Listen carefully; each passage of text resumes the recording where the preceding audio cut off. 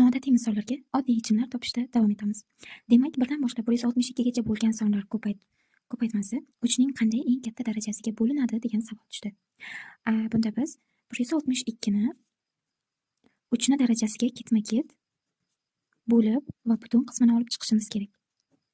3 ning keyingi darajasi 9. 162 taqsim 27. 162 taqsim 81. 3 ning keyingi darajasi bo'lganimizda butun qiymat chiqmaganligi uchun uni tashlab ketamiz.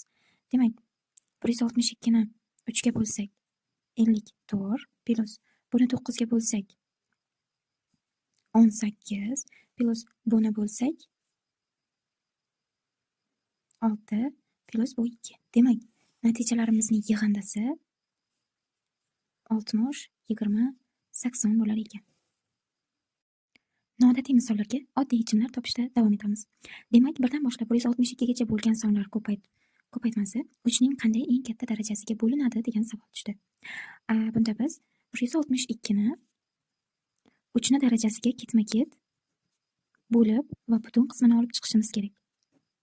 3 ning keyingi darajasi 9.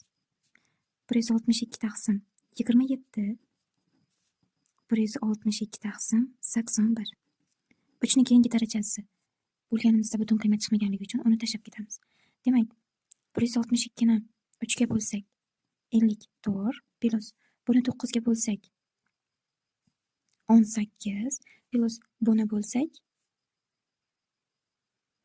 6 plus bu 2. Demak, natijalarimizning yig'indisi 60, 20, 80 bo'lar ekan.